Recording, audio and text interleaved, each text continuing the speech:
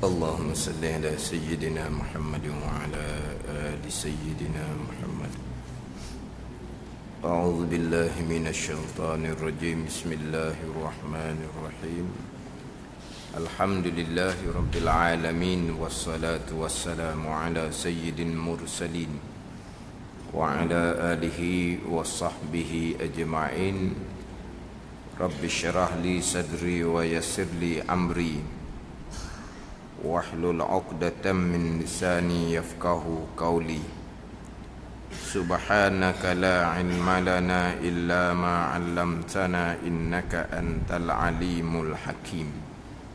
ولا حول ولا قوة إلا بالله العلي العظيم.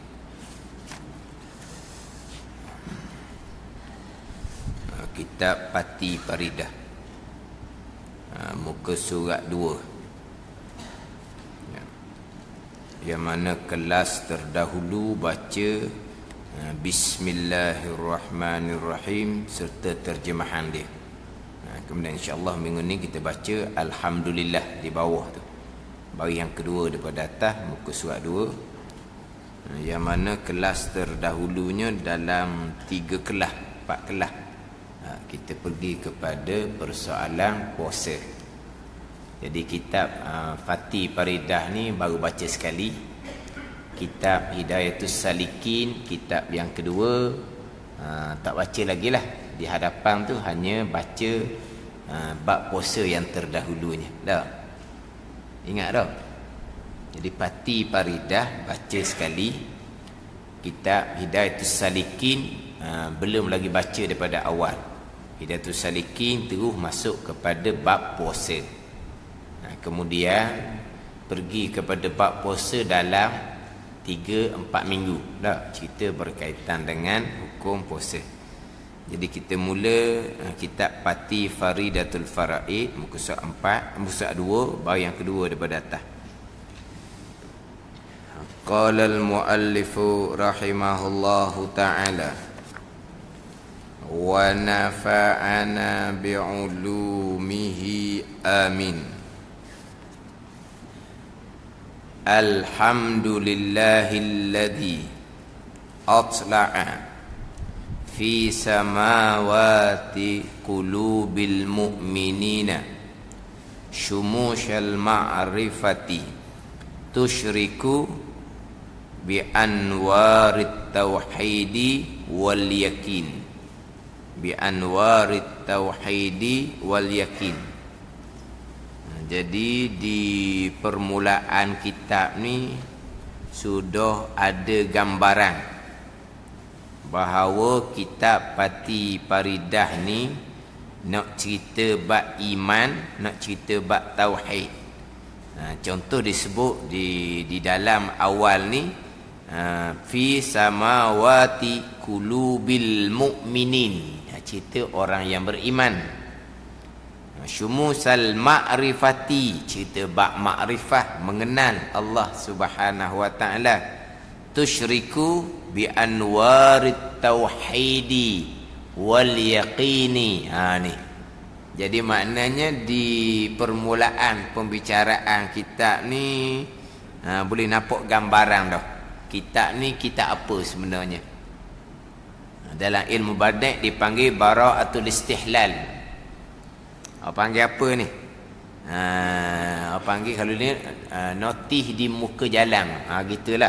Di awal kitab. Contoh dalam kitabnya Alhamdulillahilladzi fataral alama biqudratih.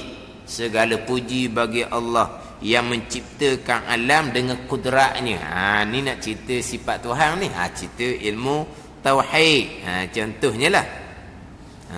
Kalau kata Alhamdulillahilladzi faradas salata ala ibadihil mu'minina wal mu'minat. Contohnya, segala puji bagi Allah yang memfardukan sembahyang. Ni kitab fiqh ni. Di awal. Di awal kitab tu kita nampak dah kitab tu nak cerita bab apa. Sini duk sebut bab mukminin, ma'rifah, ada sebut bab tauhid, ada sebut bab yakin. Mana kita tahu dah Kitab Pati Faridah ni nak cerita bab ilmu tauhid. Dia ada di awal kitab ni dia ada hari tu dia mana kita boleh nampak dah pembicaraan dia. Terjemahan dia.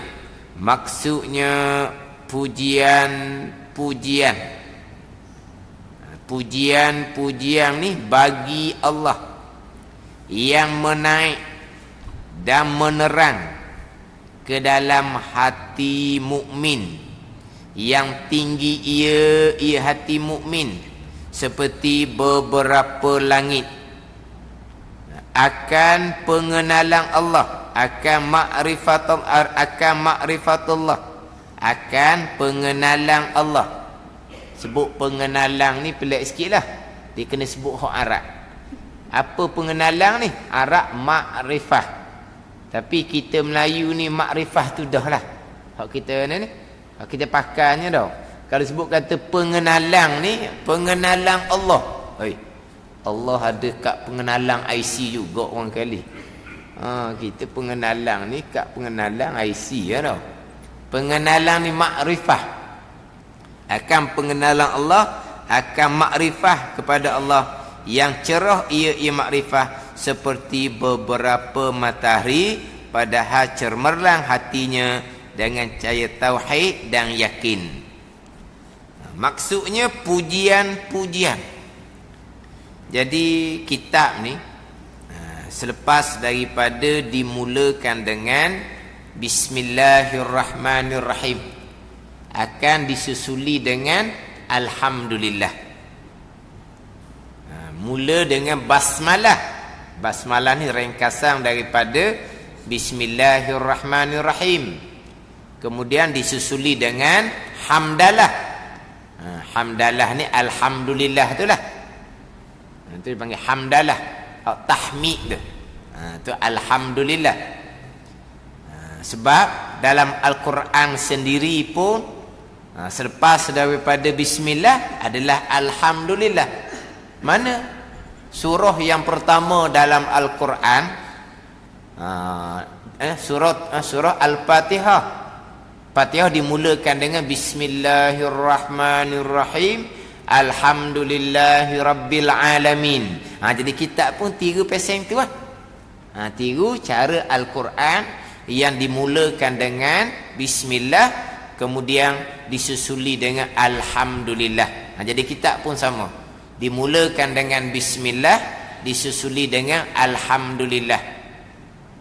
Sebagaimana dimulakan dengan Bismillah kerana beramal dengan mafhum hadis, kullu amrin zibalin la yubda'u bi bismillahirrahmanirrahim fahuwa aqta. Tiap-tiap perbuatan yang penting pada syarak, tiap-tiap perbuatan yang bernilai pada syarak, yang tidak makruh, yang tidak haram, yang tidak dimulakan dengan Bismillahirrahmanirrahim, maka perbuatan tadi terpotong, yakni kurang keberkatan. Maka dimulakan dengan Bismillah. Di hadis yang lain pula Nabi bersabda, kullu amrin zibalin la yubda'u bilhamdulillah fahuwa aqta. Tiap-tiap perbuatan yang baik yang tidak dimulakan dengan Alhamdulillah, maka perbuatan itu juga terpotong, yakni kurang keberkatan. Jadi perbuatan baik kena mula dengan Bismillah dan juga kena mula dengan Alhamdulillah. Contohnya karang kita lah. Karang kita ni perbuatan yang baik, maka dimulakan dengan Bismillah, kemudian disusuli dengan Alhamdulillah. Tapi hak dalam hadis itu suruh mula dengan Bismillah, kemudian suruh mula dengan Alhamdulillah. Nak mula dengan Alhamdulillah, macam mana dah mula dah dengan Bismillah? Jadi kalau kira-kira hak Nabi kata tiap-tiap perbuatan yang penting pada syarak, perbuatan yang bernilai pada syarak, yang tidak dimulakan dengan Alhamdulillah, perbuatan tu kurang keberkatan. Dah kita nak mula dengan Alhamdulillah, macam mana dah mula dah dengan Bismillahirrahmanirrahim? Nak mula dengan Alhamdulillah macam mana?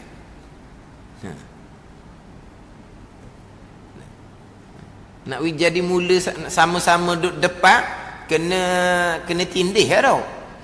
Antara tulis bismillah dulu, lepas tu tulis pula atas bismillah tu dengan tulis alhamdulillah tau. Baru sama-sama mula tau. Sebab kalau ke sini ni, hak mulanya, mula sungguh bismillahirrahmanirrahim. Alhamdulillah ni dak mula dah. Yang kedua dah. Jadi tanggung bismillah ni mula yang hakiki, mula yang sebenar-benar. Kemudian alhamdulillah ni mula idafi. Idafi dengan mana apa? Nak banding dengan hak kemudian tu, alhamdulillah ni duk mula lagi. Dipanggil mula idafi. Idafi ni kita bandingkan dengan hak kemudian. Selawat dan salam kemudian, amma ba'du kemudian. Jadi alhamdulillah ni nak banding dengan hak belakang, masih lagi dikira dimulai lagi, duduk depan lagi. Maknanya masih lagi beramal dengan mafhum hadis, perbuatan yang baik kena mula dengan alhamdulillah, masih lagi beramal dengan hadis tu. Mula macam mana duduk nombor 2 ni? Mula yang hakiki, mula yang sebenar-benar duduk depan sungguhnya. Hak nombor 1-nya dimulakan dengan bismillahirrahmanirrahim. Tu jelas lah kita beramal dengan hadis. Kemudian alhamdulillah ni mula juga dia panggil. Dia panggil mula idafi, nak banding dengan hak belakang tu, dia masih lagi di hadapan. Jadi mula dengan bismillah, dan juga dikatakan mula pula dengan alhamdulillah. Terjemahan dianya pujian-pujian. Pujian-pujian. Kalau kita balik kepada hak lafaz Arab tu, alhamdu. Alhamdu ni lafaz mufrad, maknanya satu pujian. Kalau sebut kata pujian-pujian ni banyak, itu bukan mufrad, itu kena jamak. Di bahasa Arab ni ada lafaz mufrad, ada lafaz tasniyah, ada lafaz jamak. Mufrad 1, tasniyah 2, jamak 3 ke atas. Orang putihnya dia ada single dengan plural apa? Singular. Nak sebut tak anda? 1. Lepas tu plural 2. Banyak lalu dah. 2 tu pakai ya lalu dah. Start dari 2. Jadi 2 ni banyak lalu dah.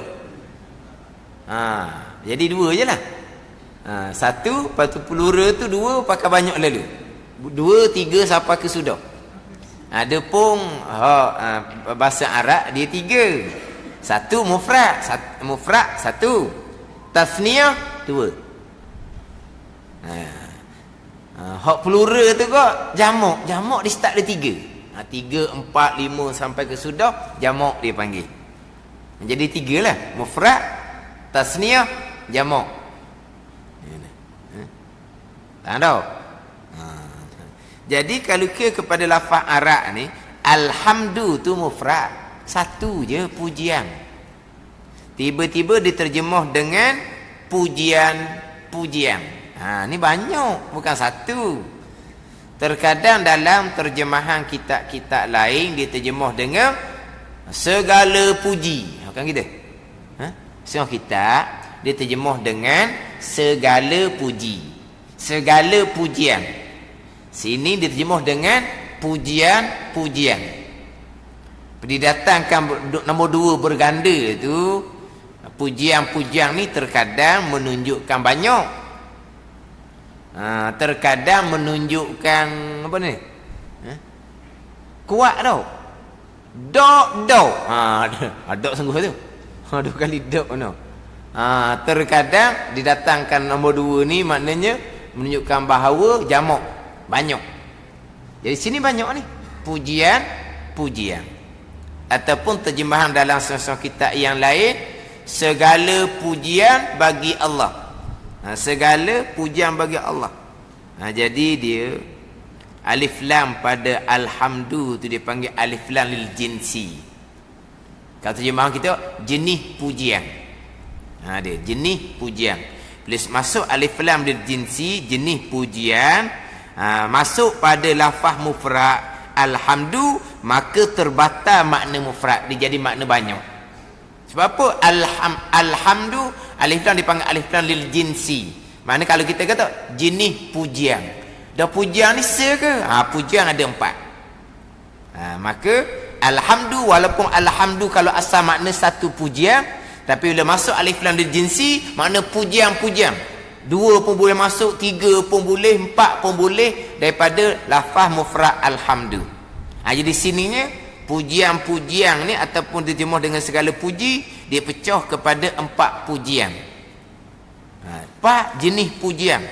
Yang mana keempat jenis pujian ni mukhtassun, tertentu bagi Allah. Alhamdulillah, segala pujian ataupun pujian-pujian bagi Allah, mana tertentu bagi Allah. Milkun lillah, milik bagi Allah. Sebab apa? Lahul hamdu wa lahul mulku wa lahul hamdu. Bagi Allah jualah. Ini lahul mulku wa lahul hamdu. Ya, ke lahul hamdu wa lahul mulku.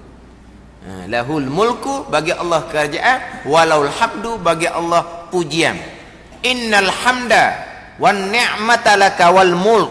Innal hamda wan ni'mata laka. Pujian semuanya laka, milik engkau. Jadi segala pujian ni tertentu bagi Allah. Segala pujian ni adalah milik Allah Subhanahu wa ta'ala. Jadi pembahagian pujian ada 4. Keempat pujian ni kembali kepada Allah Subhanahu wa ta'ala. Mana 4 pujian?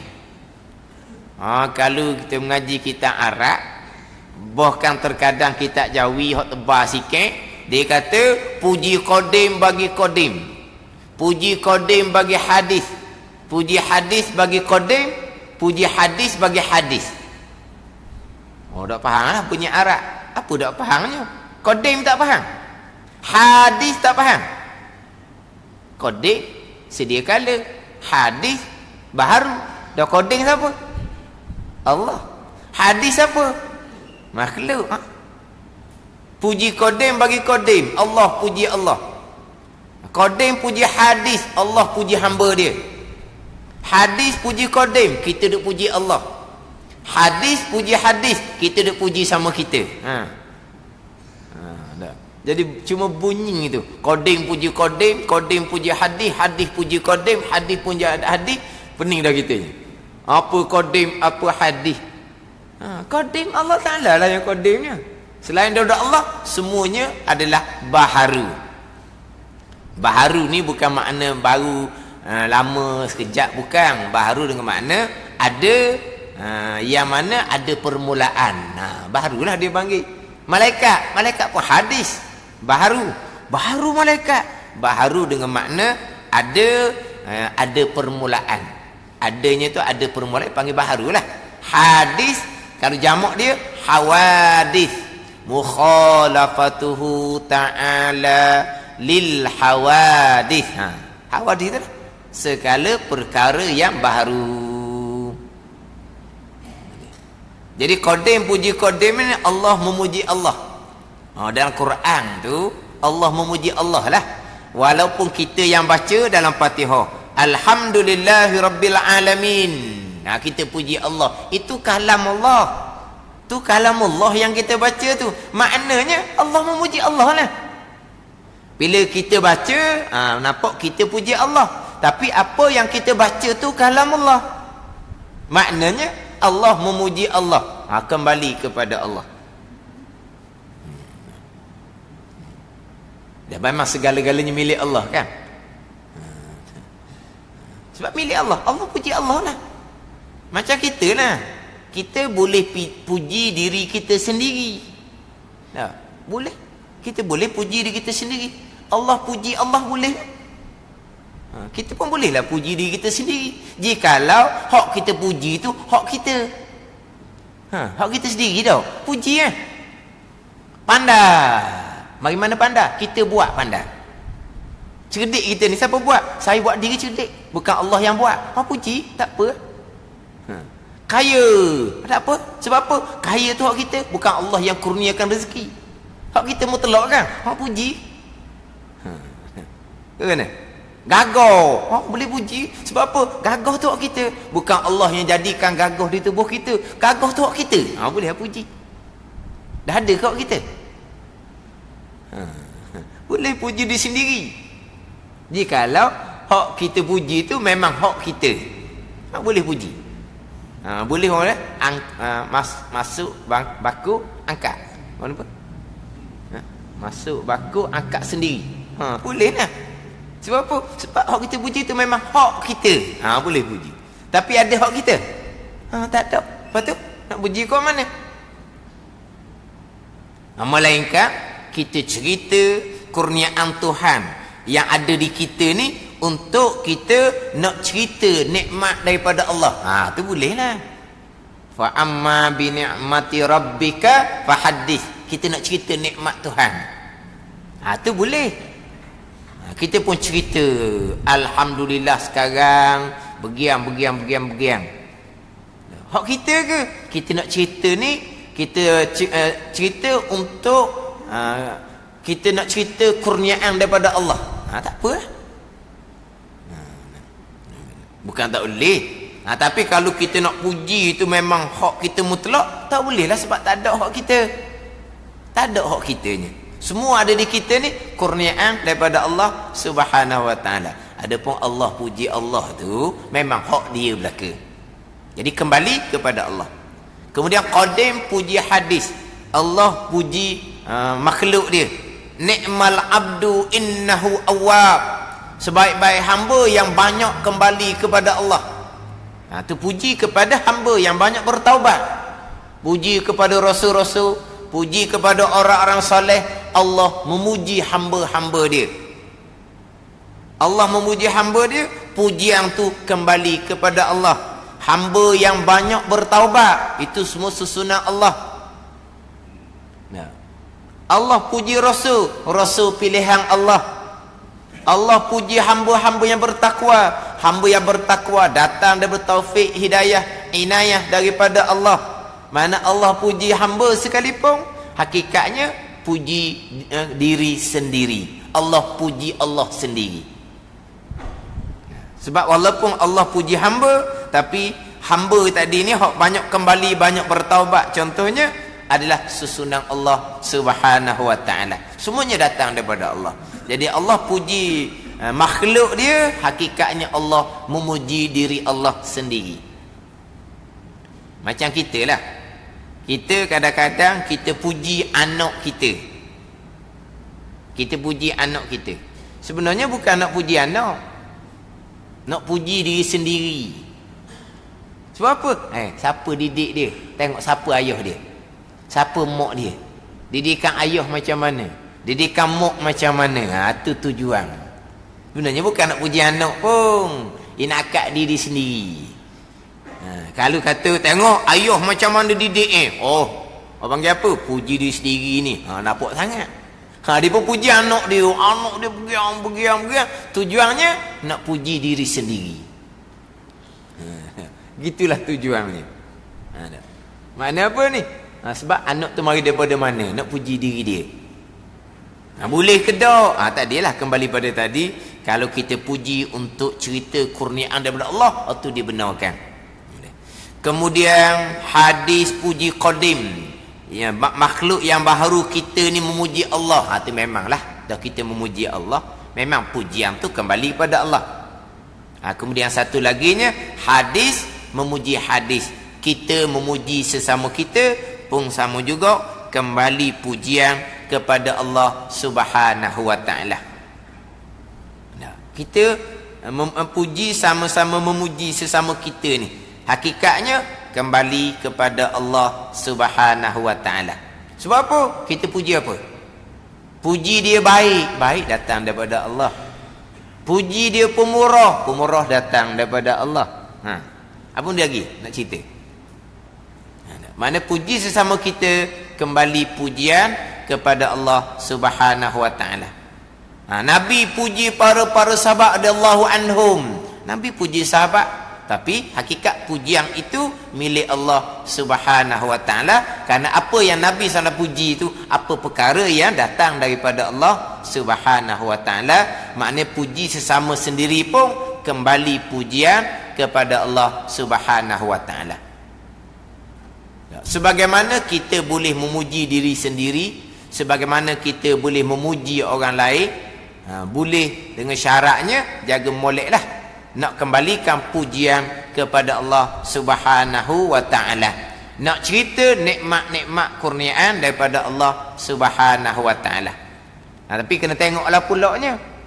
Kalau kita puji sesama kita, kita puji bagusnya lah haji ni, berjuhnya lah, taat, baik, berjemaah semua, ada masjid semua, dia pun alhamdulillah.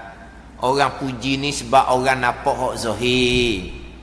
Kalau orang tahu hak sebenar, orang tak saing pun. Kalau setara tu tak apalah kita puji.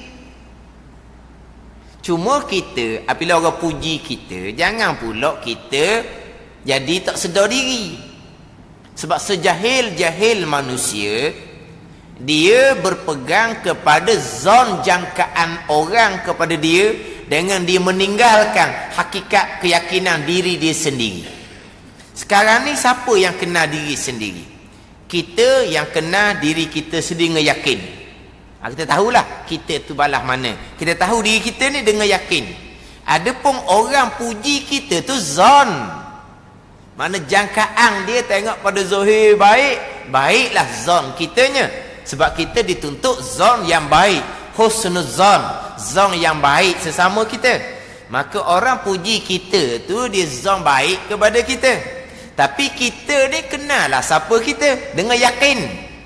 Jadi sejahil-jahil manusia, di ni kalam hikmah dalam kitab hikam, ajhalun nasi, benda ingat tu. Dia maksud dia sejahil-jahil manusia meninggalkan keyakinan hak diri sendiri. Kenapa? Kerana nak pakai hak zon orang lain.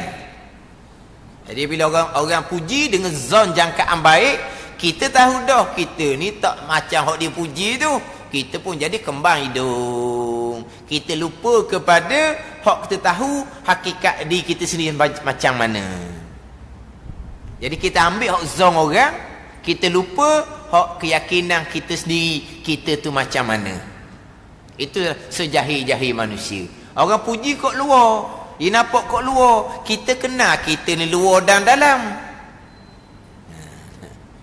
Yang mana cuma Allah Ta'ala ni setar, Allah Ta'ala ni tutup keaiban kita. Kalau Allah tidak tutup keaiban kita ni, dak kawan sama-sama kita dah lah. Allah Ta'ala tutup keaiban kita. Bukan kita pun dituntut supaya menutup keaiban diri sendiri dan menutup keaiban orang lain. Allah sendiri menutup keaiban kita. Allah Ta'ala tutup keaiban kita, beri peluang kepada kita bertaubat. Sampai di padang mahsyar, Allah Ta'ala akan buka seluah-luahnya di hadapan sekalian makhluk Allah di padang mahsyar. Itu tak ada dah tu. Itu mahkamah terbuka. Bukan macam mahkamah atas dunia. Mahkamah atas dunia ni, hak mana ada di mahkamah tu tahulah, orang lain tak tahu.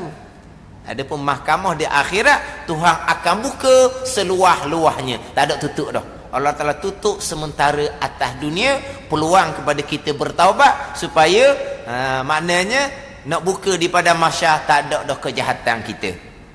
Tapi nak cerita kalau Tuhan buka keaiban kita atas dunia, tak ada benda lah. Sebab tu syarak menuntut kita tutup keaiban.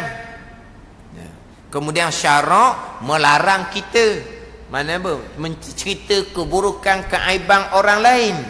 Sebab semua orang ada keburukan, semua orang ada keaiban, ada kesalahan, ada keburukan. Kalaulah syarak membenarkan, hurara.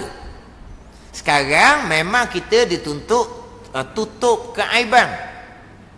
Terkadang keaiban tu terbuka juga. Ada orang tahu juga. Bila dah rapat tahu. Maka syarak mewajibkan kita tutup keaiban, syarak mengharamkan kita cerita keaiban keburukan orang lain. Hak terbuka sikit-sikit ni, hak terbuka sikit-sikit ni. Syarak mengharamkan buka keaiban.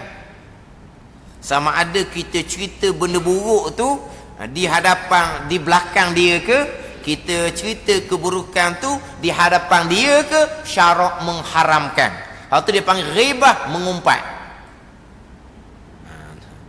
Ghibah tu larangan Quran. Wala yartab ba'dukum ba'da. Jangan mengumpat setengah kamu akan setengah kamu. Itu larangan Quran. Jangan mengumpat. Sebab apa? Cerita keburukan. Kita kena tutup keburukan. Tapi orang ni kena ngaji molek lah pula. Tutup keburukan yang mana? Adapun kalau keburukan tadi memudaratkan orang lain, hak tu bukan kata syarat membenarkan, bahkan terkadang wajib kita buka keaiban keburukan kejahatan dia. Terkadang wajib. Ini cerita hukum secara asal. Tu kena ngaji pula dalam bab dia, dalam bab mengumpat tu sendiri. Sebab apa syarak mewajibkan kita tutup keaiban, mengharamkan kita buka keaiban? Sebab tak ada orang tak ada keaiban ni. Jadi kalau boleh mu cerita aku cerita, mu cerita aku cerita, mah habis. Tak ada.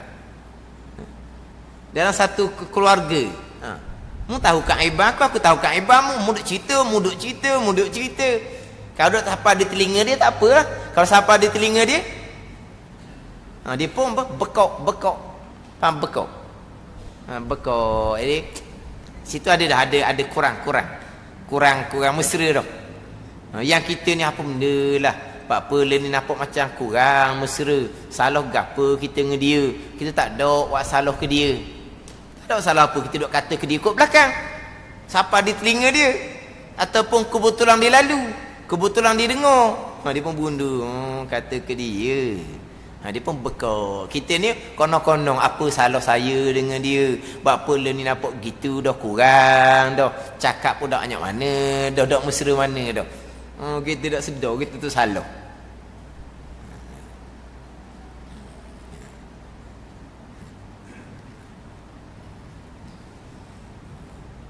Dia dalam bab-bab seumpama tu ada dalam kitab dia ada bab suku no, cerita bab ghibah mengumpat ni.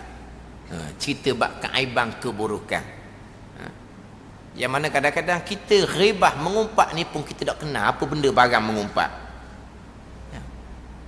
Kadang-kadang tak kenal apa benda mengumpat. Kita cerita benda sebenar. Kita cerita benda sebenar. Cerita benda sebenar tu mengumpat. Cerita benda sebenar fitnah, tahmah. Ni sahabat tanya ni, bila Nabi tanya, Nabi tanya sahabat, ni tahu kamu berkaitan mengumpat?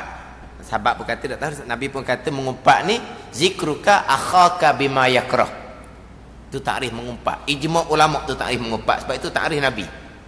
Dia takrif pengertian satu perkara ni terkadang datang dari Nabi SAW, terkadang datang daripada ulama ambil daripada pengertian hadis-hadis Nabi. Tapi takrif mengumpat ni Nabi yang kata sendiri. Mengumpat ni zikruka akhaka bima yakrah. Tu mengumpat. Takrif ni ijma' ulama kata Imam Ghazali. Sebab apa? Sebab Nabi yang bubuh nama mengumpat ni pasal apa? Takrif. Faham takrif dah? Pengertian dia. Sebab satu-satu perkara ni ada di takrif dia. Definisi. Jadi definisi ni Nabi buat sendiri. Zikruka akhaka bima yakrah. Menyebut oleh engkau akan saudara engkau dengan perkara yang dia benci. Itu yang mengumpat. Kita duk cerita akan saudara seagama. Saudara akhaka tu akhaka fiddin. Saudara seagama. Kalau bukan Islam tu tak angin mengumpat. Jadi zikruka akhaka bima yakrah dengan perkara yang dibenci. Lepas tu sahabat pun tanyalah, in kana fi akhi ma akul? Macam mana? Ni apa yang aku kata tu memang ada di dia. In kana fi akhi ma akul. Jikalau ada di saudara aku tu akan pakai aku kata. Mana hak kita kata tu memang ya. Ni macam kita katalah sebenar. Maka sahabat bertanya lah, jika apa yang aku kata tu ada di saudara, maka Nabi berjawab, jikalau apa yang kau kata tu ada di saudara engkau, itu dia panggil mengumpat. Jikalau apa yang engkau kata tidak ada pada saudara engkau, itu dia panggil tahmah, fitnah. Itu mengumpat. Sebenar tu mengumpat. Ni bukan mengumpat sebenar. Tu jeng tu. Tak reti takrif mengumpat.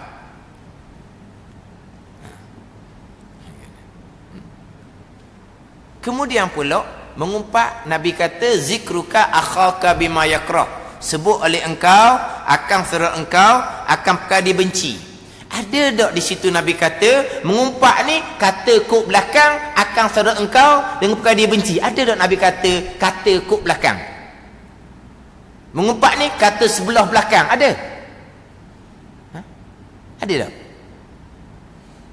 Ada tak Nabi kata mengumpat ni sebut oleh engkau di belakang dia akan saudara engkau dengan perkara dibenci?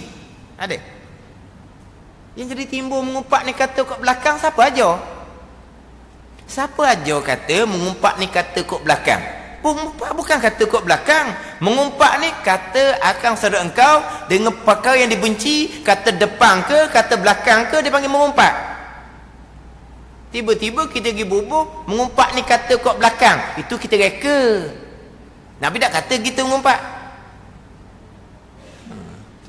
Barang mengumpat pun tak tahu ni.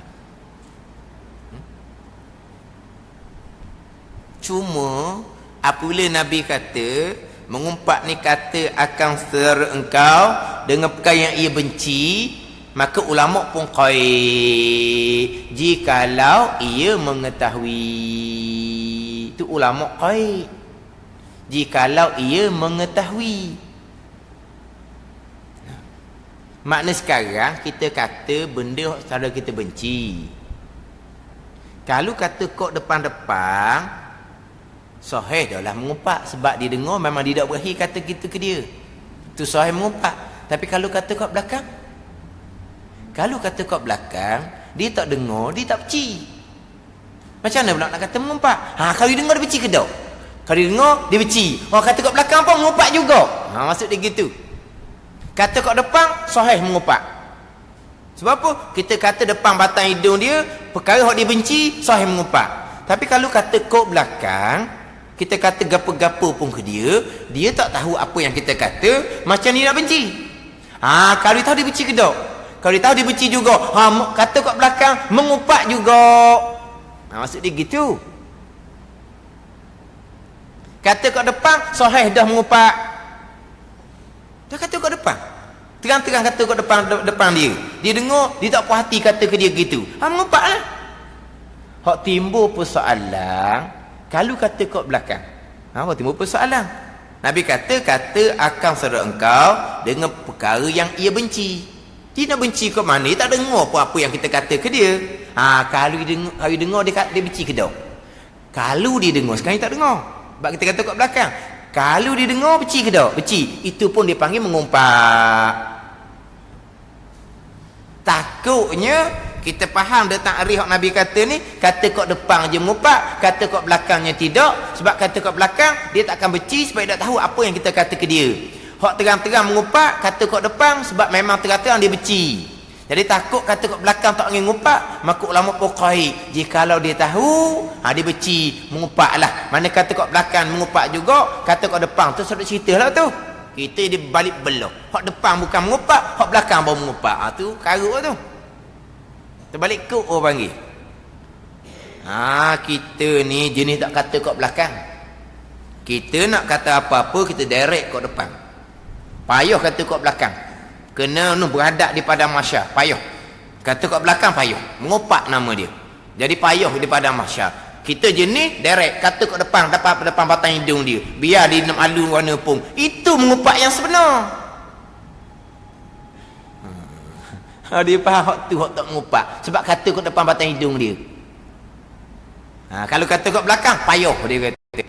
Mengumpat kena noh bayar dengan pahala di hari akhir. Payah kita bayar dengan pahala. Kita tak main kata kat belakang. Kata kat belakang tak boleh. Mengumpat. Kata kat depan boleh. Siapa ajar kita?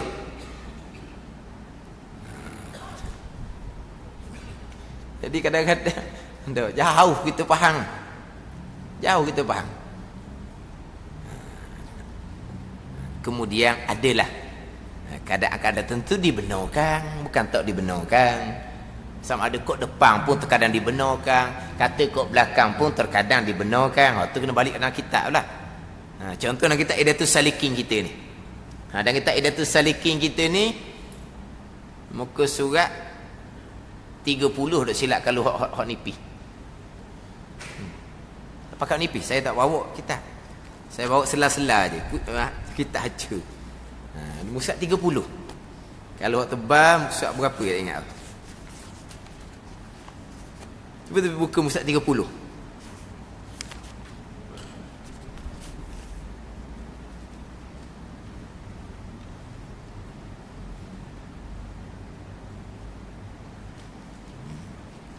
Kalau hak tebal muka surat 163. Kalau hak tebal muka surat 163. Kalau nipis bukan. Muka surat 30 dalam kitab Penuh Bagi Hati. Muka surat berapa ya? Muka surat 30 Penuh Bagi Hati. Cuba tengok belakang. Belah belakang sekali. Kalau tajuk dia syahdan mengumpat itu harus pada 6 perkara. Kalau hak tebal muka surat 163. Muka surat 163 kalau tebal. Kalau nipis itu berapa? Soal apa? Tengok belah belakang. Dia persoalan jaga lidah. Persoalan jaga lidah.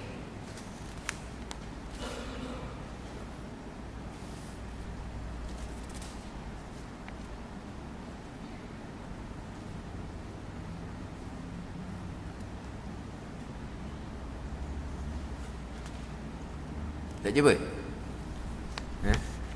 Sebab saya tak ada nipis dia, saya bawa tebal. Saya bakar nipis. Soalan jaga lidah. Dia tajuk dia anggota tubuh yang 7.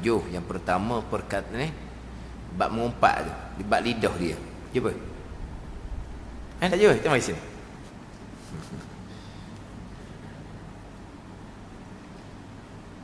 Di belakang.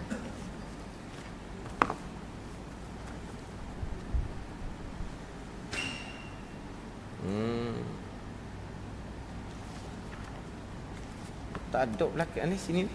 Hak ni.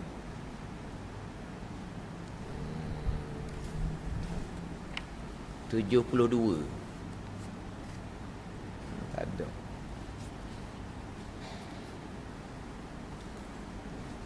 Bukan.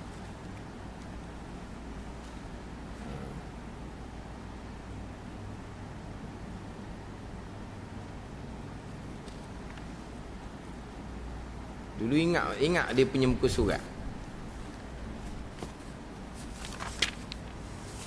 57.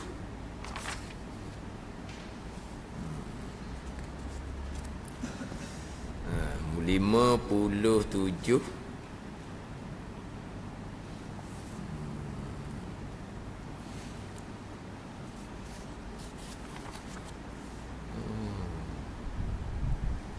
Muka surat 60 bukan 30, 60. 60. Nipis 60. 30 kitab Penawar Bagi Hati. 60 ni hot nipis ni. Jumpa 60. Baris yang kelima daripada bawah. 60 baris yang kelima daripada bawah.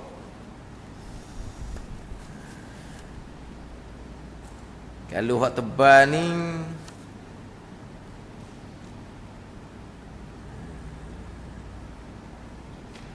180. Bukan. Apa dah jumpa ni? Betul dah, betul ni. 163 betul dah. Hak tebal 163. Tapi hak nipis itu 60. Tu macam ingat dia punya muka surat 60 baris yang kelima daripada bawah.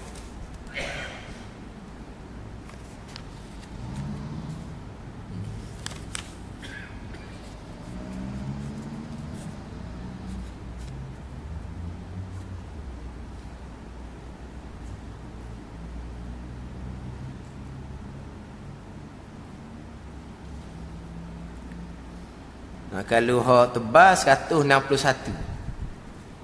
Hak tebal 161, hak nipis muka surat 60. Hak tebal 161 baris yang ke-10 daripada atas. 161 hak tebal baris ke-10 daripada atas. Hak nipis muka surat 60 baris yang kelima daripada bawah. Syahdan terkadang mengumpat itu diharuskan oleh syarak jika membawa pada maslahat pada syarak, iaitu pada 6 tempat. Ada kitab Penawar Bagati muka surat 30. Dia ada belakang kitab. Dan kitab Syairus Salikin panjang. Ada Syairus Salikin panjang. Yang mana 6 tempat 6 perkara ni terkadang ada ketika wajib kita umpat. Wajib kita kena kata.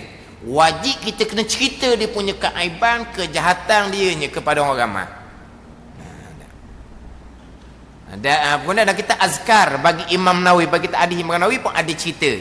Dalam Riyadhus Shalihin pun ada cerita. Kita hadis Imam Nawawi 6 keadaan yang mana syarak membenarkan mengumpat, terkadang diharuskan, terkadang disunatkan, terkadang diwajibkan. Ni kena ngaji molek ni. Kena kenal molek. Hak mana hak dibenarkan pada syarak. Tapi kena faham molek. Jangan wak modal pula. Mengupak ada 6 tempat yang dibenarkan pada syarak. Lepas tu kita ni orang tengah mengupak ni. Barangkali masuk benar tu barangkali. Jangan duk barangkali gitu. Macam barangkali. Muflih kita dari akhirat kena bayar dengan pahala kat dia. Kena faham boleh. Kemudian mengumpat ni bukan hanya dengan perkataan. Sekarang tak ada perkataan dah sekarang. Sekarang tulisan. Tulisan tu lebih lama kesan mengumpat nak banding dengan perkataan. Perkataan ni kita kata. Tak ada rakaman, tak ada lah perkataan kita sekali je. Tulisan sampai bila-bila. Mengumpat dengan kolam dia panggil. Ni sekarang ni. Kolam zaman dulu kolam ni. Dengan pen, sekarang ni dengan internet sekarang ni kan. Dengan mengumpatnya, dengan fitnahnya. Tu dosa jariah lah tu. Dosa yang berlari, yang berpanjangan sampai bila-bila. Jangan. Ni mudah ni. Dia mengumpat ni, isyarat pun bagi mengumpat isyarat.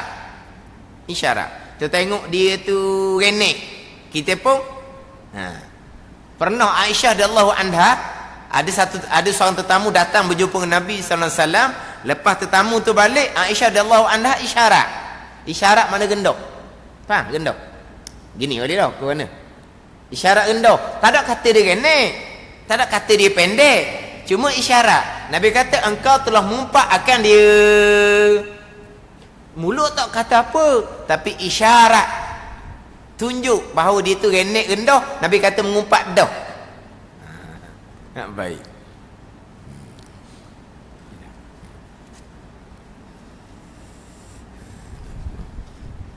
Memang saya ingat muka surat tu 60. Lepas tu pernah mati 30. Hak 6 tempat yang dibenarkan mengumpat. Terkadang wajib. Terkadang wajib mengumpat. Wajib kena cerita. Kita nampak jelas hak mengumpat ni kok masa orang risik lah. Risik. Ada risik. Kita tak ada risik lah ni. Dia tak ada risik dah. Dia harapkan anak je. Anak kata okey ya. Sebab apa? Sebab anak risik lebih dari risik dahnya. Risik. Kita kena kenal betul-betul dulu. Baru kita berumah tangga. Kenal betul-betul sungguh. Berumah tangga sekejap cerai berai. Tu kenal betul-betul sungguh tu. Tak risik dah. Apa sahih dah. Tahu dah ni. Orang learning. Dulu risik. Risik nak cari benda apa? Nak cari benda molek. Kalau nak cari benda molek, nampak dah dia tubik tu beralu. Jalang semut pun dah pijak dah mampu semua. Beralu, juru, bersopannya. Risik nak cari benda apa? Benda yang sebaliknya. Itu tak cari keburukan orang, korek keburukan orang. Syarak membenarkan. Orang yang ditanya pula wajib kena cerita betul benar. Jangan duk bohong. Duk tanya keburukan orang ni, kita dak main dah cerita keburukan orang, kita lain duduk sejik dah. Dak cara dah keburukan orang. Duk sejik jahil orang panggil. Kalau dia nak tanya, nak risik, kita kena cerita. Kalau kita tak tergamuk nak cerita, minta maaf lah, awak kita tanya orang lain. Kayak gitu. Jangan kita bohong. Oh, kalau budak tu baik, habis. Benarnya bohong. Orang harap kita, sebab kita orang sejik, kena bohong. Memang bohong ni terkadang dibenarkan pada syarak. Bohong haram, tetapi terkadang dibenarkan pada syarak bohong. Bahkan terkadang wajib bohong. Tapi hak ni tak boleh bohong. Sebab orang risik, sebab dia nak jodohkan, nak pastikan dia jodoh tu betul. Hak tu wajib kena cerita, jangan bohong. Ni kata kena balik pada ilmu belaka. Kena balik pada ilmu belaka. Hak mana mengumpat yang diharamkan, hak mana mengumpat yang dibenarkan, mana bohong yang diharamkan, mana bohong yang dibenarkan, mana bohong yang sunat. Ada bohong sunat. Itu cerita P.Ramlee, bukan cerita P.Ramlee. Memang ada bohong yang disunatkan. Bohong antara suami isteri, memang ada bohong yang disunatkan. Tak boleh cerita betul benar. Tapi kalau sama-sama ngaji, ni bohong sunat ni. Dia tahu bohong sunat. Kalau sama-sama ngaji lah, ni bohong sunat. Bukan cerita P.Ramlee bohong sunat, bukan. Terkadang bohong wajib pun ada. Sama juga mengumpat, terkadang mengumpat tu wajib. Kita kena ceritalah. Oh, budak lelaki ni alhamdulillah lah, baik dia ni duduk sejik, tapi dia berkasang. Faham tak berkasang? Tapi dia sudah berubah. Tapi kena sebut berkasang, sebab berkasang ni risiko dia besar. Kena sebut. Jangan duduk susuk, sebab risikonya besar. Faham tak? Itu perkara lama, tapi kesang dia berpanjangan. Ni kadang-kadang ni dia jodohkan orang yang bermasalah. Yalah sekarang dia berubah dah, duduk sejik, kahwin, kena berkasang. Dalam keadaan tertentu dia balik pada asal. Akhirnya orang ni pun cari tanya dia, apa lah awak jodohkan saya, anak saya dengan orang ni. Nak panggil apa? Hak tukang jodoh. Nak panggil apa? Dia ada panggilan istilah hak tukang jodoh orang ni. Hak tukang mana? Tukang cari orang ni. Mana apa? Broker. Dia tak panggil broker, dia panggil apa ni? Terantai apa panggil? Panggil apa? Ni hak tukang ni, dia lagu ni jodohkan. Ada panggilan dia broker tu benda lain, broker tu tanah. Bukan broker lah peranan dia nya. Jadi oleh kerana dia tukang kaki ni orang baik, jadi oleh ni pun pakai ada usul lah, pakai terimalah hak kiraan dia, kena hak pasal nyakit ni. Akhirnya berlaku kemudian orang pun cari dia apa mungkira seumpama ni. Dia pun nak orang dah jodoh dia dah dua orang tu nya. Zahir je saya tukang kira, jodoh azali. Zahir macam saya yang kira, saya nak sebab je. Hakikatnya nu azali telah menetapkan jodoh dua orang. Tulang pula hak mari ni pula orang hak tak mengaji mana. Balik di rumah dia orang ni dia kata jodoh azali. Senyaplah sekelamin ni. Sebab apa? Jahil. Apa tu jahil? Benda yang salah kita yang sembunyikan, kita yang nak cerita benda sebenar, tu kesalahan kita. Haram kita sandar pada ketentuan azali. Jangan gunakan agama untuk mana pelepah diri, jangan. Kalau kata tak tahu, saya pun tak tahu. Minta maaf banyak, saya pun tak tahu. Aku tak tahu. Kalau tak tahu sungguh. Jangan ada zahir je saya kira azali yang menetapkan jodoh. Jangan duk sandar ke Tuhan kalau benda tu benda yang jadi kesalahan, jadi kecuaian. Tak baik jangan duk sandar ke Tuhan. Hakikatnya memanglah azali yang Allah menentukan pada azal. Oh, tapi kalau jodoh hok molek, Oh, terima kasih banyaklah Mak Haji. Mak Haji kira anak saya ni saya puas hati sungguh. Tengok siapa tukang kira. Kalau hak molek. Kalau tak molek, jodoh azali. Dia bukan Tuhan hak tak molek. Kalau molek, dia bukan dia. Hak molek lah azali menentukan jodoh dia dua orang. Zahir je saya kiranya. Hak molek tu bersandar ke Tuhan. Hak tak molek sandar pada kesalahan diri sendiri. Jangan sebalik. Hak tak molek jodoh azali. Hak ni pula hak gi tanya ni pula tak reti agama. Kalau reti agama, dua kali marah.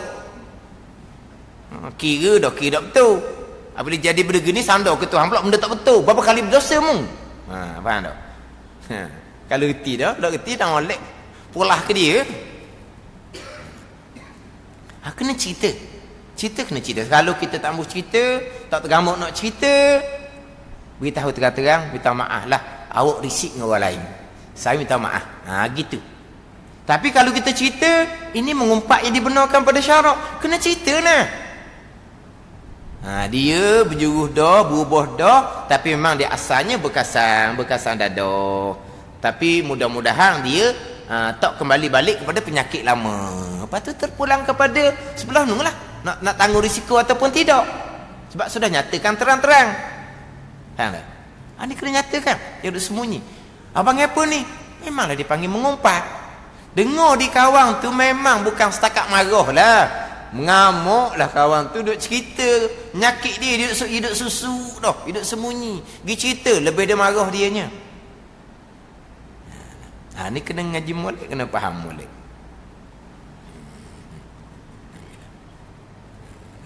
Tu kira jodoh dua orang sahaja. Jodoh dua orang. Walaupun kita nampak dua orang tapi membabitkan dua keluarga. Faham tak? Jodoh dua orang sahaja. Kena risik. Kena cerita satu-satu. Itu hanya jodoh dua orang. Masa depan untuk dua orang. Tapi dia membabitkan keturunan. Dan dia membabitkan dua keluarga. Apa-apa hal jadi membabitkan dua keluarga. Kemudian berpanjang keturunan akan datang.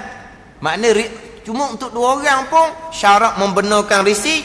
Dan orang yang ditanya syarat membenarkan cerita satu-satu. Mengumpat, memang namanya mengumpat. Betul pada takrif, cerita benda orang tak berahi, nama dia mengumpat, memang nama dia mengumpat. Tapi mengumpat yang dibenarkan pada syarak.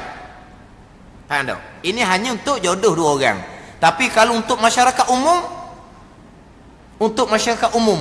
untuk kepentingan umat, untuk kepentingan generasi akan datang, sama telah kena risik, kena cerita satu-satu keburukan untuk kita menentukan mana yang kita nak pilih. Ini antara dua orang ni. Syarat membenarkan, korek, risik, warna dia. Tak boleh pakai zahir gitu. Sebab tadi kita nak jodohkan dua orang, membabitkan keturunan akan datang. Hanya untuk dua orang. Tapi kalau untuk umat, untuk masyarakat, tu sama telah lah. Syarat membenarkan. Ini kena ngaji molek dalam bab ni. Memang hukum asalnya syarak mewajibkan kita tutup keaiban. Keaiban yang tidak membabitkan manfaat kepentingan umum. Kalau membabitkan kepentingan umum, kita kena cerita. Faham tak? Kalau tidak membabit kepentingan umum, jangan duk cerita. Sebab apa? Sebab kalau syarat membenarkan cerita, semua orang ada keaiban, akhir mu cerita hamu, aku cerita aku, mu jalannya huru-hara sekali. Terutama sekali dalam keluarga. Dalam keluarga dia kena jaga. Percakapan kena jaga dalam keluarga. Adik-beradik ke, ipar ke, anak menantu ke, kena jaga lidah. Kena jaga lidah. Terkadang kita cakap hukum dia sama. Sama ada orang tua dengan orang muda dengan orang tua, tua sama tua, muda sama muda, hukumnya sama. Bukan makna kita orang tua kita boleh kata ikut suka kita. Tak boleh. Anak kita tu, menatu kita nak kata gapung boleh. Siapa membenarkan? Syarak tidak membenarkan. Bukan kerana lidah ni lah yang menghuru-harakan keluarga. Sebab apa? Cakap ikut suka. Anak menatu dengar, akhirnya tersinggung, akhirnya jadi pecah keluarga. Lepas tu syarak mewajibkan. Tutup keburukan, tutup keaiban. syarak mengharamkan mengumpat. Sebab apa? Semua orang ada keaiban. Cuma orang kembali pada takdir lah. Orang memuji kerana dia pakai zong dia sahaja. Tapi kita sebaliknya, apabila orang puji kita, kita lupa yang mana kita kenal siapa kita pakai ambil dia. Baik. Oh, kita baik sungguh. Walahal dalam kok mana tak tahu. Dan kita tahu tak dalam kita macam mana. Kita tahulah kita siapa. Mana kalau dia puji, alhamdulillah. Segala pujian kembali kepada Allah Subhanahu wa taala. Sekalian pujian milik Allah Subhanahu wa taala. Jadi kalau puji sesama kita, kalaulah kita puji, dia jadi tak rosak, dia kembalikan pujian kepada Allah. Sebab apa? Sebab kita duk baca semua dalam sembahyang, alhamdulillahi rabbil alamin. Pujian-pujian, sekalian pujian milik Allah, kepunyaan Allah, tertentu bagi Allah, kembali kepada Allah. Kita baca dalam sembahyang tu kan, orang puji pun alhamdulillah. Itu Fatihah. Sudah sembahyang pula, subhanallah, alhamdulillah. Alhamdulillah berapa kali? 33 kali. Alhamdulillah, alhamdulillah, alhamdulillah. Pujian milik Allah, pujian milik Allah, pujian milik Allah. Orang puji je, aku dah lah. Aku dah tak ni. Mula duduk berwirid tu, alhamdulillah, alhamdulillah. Pujian milik Allah, pujian tertentu bagi Allah. Pujian pujian ni kepunyaan Allah. Siapa masa puji hilang, kita dak sekarang dah. Kan? Kalulah kita puji jadi kod lain dianya, yang mana syarak asalnya membenarkan kita puji. Bahkan kita disunatkan puji memuji untuk membangkitkan semangat, untuk cerita benda-benda kebaikan, untuk cerita nikmat kurniaan daripada Allah. Puji awak ni berjemaah sokmo, awak ni belajar sokmo. Sebab apa berjemaah ni? Taufik hidayah daripada Allah. Belajar taufik hidayah daripada Allah, sebesar-besar nikmat daripada Allah. Kita cerita lah. Tapi tiba-tiba kita puji, dia jadi pasal lain. Jadi apa? Kembang lubang hidung. Tahu? Kembang lubang hidung dia kata. Lepas tu lagi dia kata, tak duduk molek dah tu. Tak duduk molek dah. Ni tak duduk molek cengok dah. Dia kata kembang selagi dia kata. Kembang lubang hidung. Kalau hak balas ni haram kita puji. Haram kita puji. Nabi SAW selalu puji para sahabat radhiyallahu anhum. Tapi pada satu ketika Nabi dengar sahabat bercakap sesama sahabat, puji memuji. Tiba-tiba Nabi larang. Nabi sabda, qad qata'ta unuqa sahibi, sesungguhnya engkau telah sembelih leher kawan engkau. Nabi kata, mu melih leher kawanmu. Nabi kata. Sebab apa? Dia tak melih apa, dia puji. Sebab dia puji tu menyebabkan kawan tu jadi rosak. Mana rosak dia berpunca daripada engkau yang merosakkan dia. Mana dilarang memuji jikalau menyebabkan dia rosak. Hukum asalnya dibenar. Sebab apa? Kita memuji sesama kita. Hadis memuji hadis. Mana kita memuji sama kita kembali kepada Allah Subhanahu wa taala. Mana? Balah mana kita ni? Orang puji kat tak negeri ni teringat dah. Tak negeri tidur dah. Tapi kalau orang cela, pak mati ingat. Kan?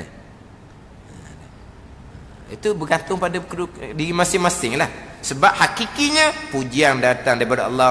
Hakikinya celaan pun datang daripada Allah Subhanahu wa taala.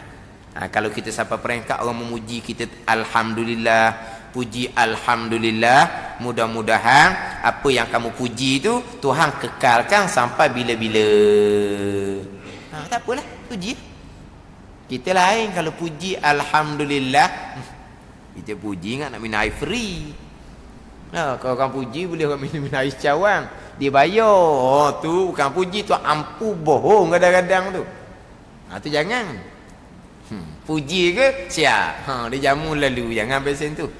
Kita puji lillahi ta'ala. Orang yang menerima pujian lillahi ta'ala. Sebab apa? Sekalian pujian kembali kepada Allah Subhanahu wa ta'ala. Jadi pujian pada sini 4 pujian. Bagi Allah. yang menaik dan menerang ke dalam hati mukmin, yang tinggi ia hati mukmin seperti beberapa langit. Gimana kita ni? Nak berhenti dulu, nak ambil kitab lagi. Sebab dah silap Hidayatul Salikin tak baca lagi. Tak baca lagi Hidayatul Salikin. Tahu? Kita baca Hidayatul Salikin hak bab puasa je. Hidayatul Salikin hak awal tak baca lagi. Tahu? Jadi kita berhenti dak ni lah. Kita berhenti di pujian bagi Allah. Allah mana? Yang menaik dan menerang ke dalam hati mukmin hati di situ. Yang menaik dan menerang ke dalam hati mukmin. Jadi yang jadi terbuka hati ni Allah Subhanahu Wa Taala yang buka. Allah yang buka, Allah yang menerang ke dalam hati. Semua perkara datang daripada Allah. Hati kita terbuka datang daripada Allah. Hati terbuka untuk terima iman akidah datang daripada Allah. Hati kita terbuka nak belajar datang daripada Allah. Hati kita terbuka, Tuhan beri pemahaman kepada kita pun semuanya datang daripada Allah Subhanahu Wa Taala. Wallahu a'lam.